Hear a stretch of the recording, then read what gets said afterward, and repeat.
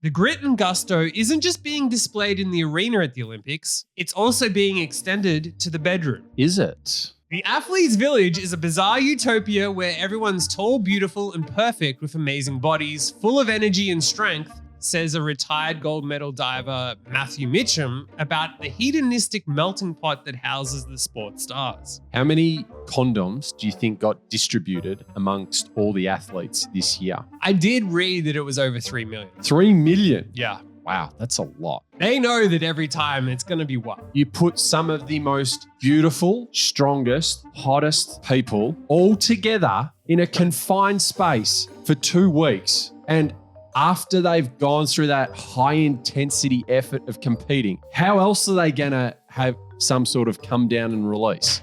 Like, let's Reading go to a nice book? Read a nice book. Yeah. The only way they're going to get any release is with each other. And reading the Kama Sutra.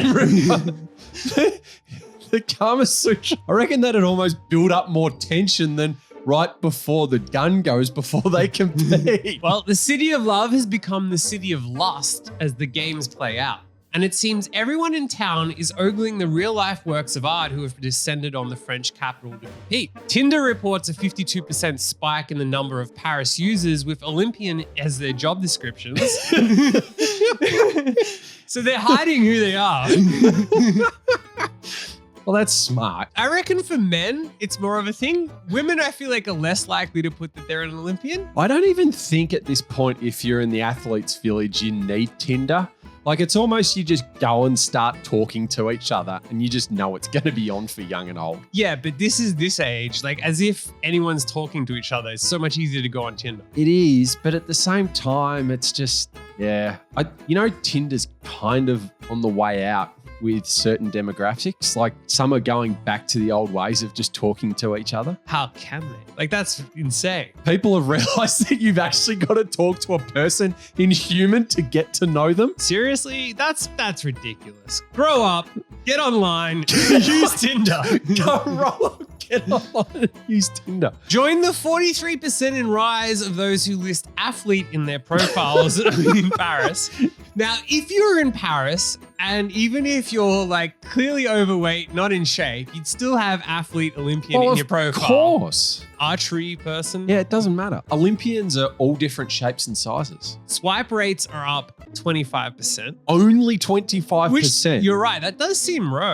That's not much. Grindr has installed restrictions that stop everyday people from being able to find athlete profiles in the village. I'm surprised Tinder didn't do the same thing. Tinder could have come up with a way with verifying literally just Olympic athletes and that's it. And then they can all just get it on together. Then the athletes actually know it's safe because they know it's other Olympians. Well, you've been in a relationship for a while and pretending not to know all the features of Tinder. I've got no idea. Well, Tinder, as you Did they do that? Pretend to know, they actually have a feature where if you pay for it, you can set your location even if you're not there. And someone went viral for setting their location to the Athletes' Village and just messaging all these people. Oh, that's just genius. Like, that's smart. Yeah.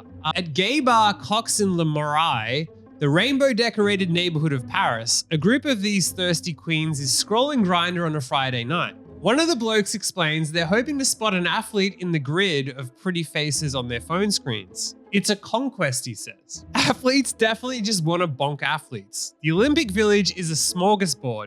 You've got every possible shape and size and ethnicity. Everyone just loves who's the best or hot or Instagram famous or TikTok famous. Everyone's talking about the closing ceremony because after that, it's going to be absolutely crazy. It'll be on for young and old after the closing ceremony. That Athletes' Village, that night after the closing ceremony, I reckon if you had like a microphone or you stood in the middle of it, all you'd hear is just people shagging the whole time.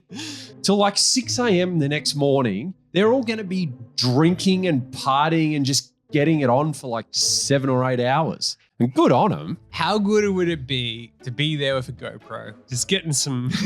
I actually think this is like one of those things where if you're an Olympic athlete, then you get that moment and you get to share that with only others who are Olympians. Like, don't share that with the general public. You're one of the chosen one. Now, there's thousands of others, but you're not the general public. You're a chosen Olympian, so you get to have those moments that other people just don't get to have. How dare they? We're out here supporting them and cheering them on when it matters. And when it matters most, they give up on us and abandon us. I'm sorry. If you bust your ass for 4 years to train and put your life on hold to do this to represent your country. Funded by your country. We funded that body. Don't you forget? Yeah, that's we true. funded the But I'm coaches just to saying- develop that body. But I'm just saying, We deserve a return on investment on the body that we funded. Oh, no, you'll get a return on investment when the kid that gets popped out in like 9 months' time, or the relationship they have with that person ends up winning more gold medals for the country down the track, i.e. the Fox family. Well, the Olympics aren't supporting it, and they've given them cardboard beds so they can't get it on. People will just put the mattresses or something wherever else. They're not worried about the numbers.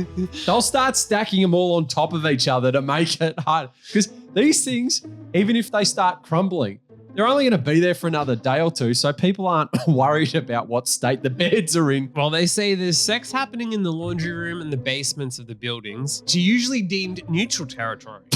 Though this year in Paris, it seems clothes are the only things getting tumbled next to the washing machines. With the laundry in the village here, there's always someone watching it, and it shuts. They've got very strict hours, they said. But in our village, we've got so many hidden little spots. There's a bridge, an underpass, lots of areas that people can take full advantage of.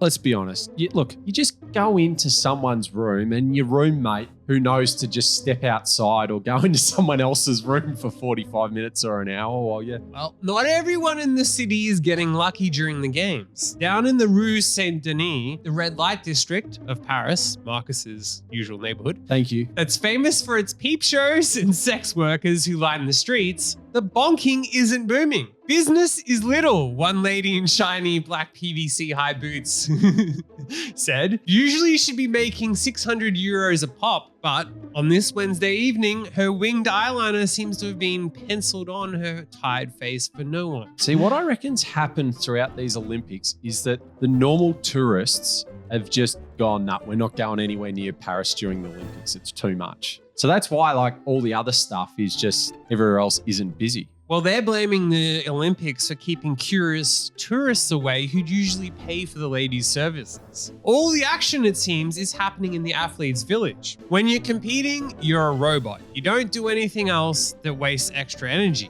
Any bonking that does happen happens after one's competition. Oh yeah, you need to save every bit of energy until you finish competing. Okay, it turns out they have 300,000 condoms. That's what I thought. You said 2 million, and I thought that was a bit ridiculous. I'd heard 200,000 or 300,000. I pocketed 1.7 million myself. You know? I heard it was like 2 a day per Wait, do they all athlete. just get handed them? There's like a huge collection of them. Apparently, Wow. you can just go and get whatever you want. So As if you wouldn't be taking a full suitcase home. some people probably will. Not if you're married. No. You have to. This article asked, do the 300,000 condoms that have been provided in the village all get used? And they said a lot of them will be used as balloons. Yeah.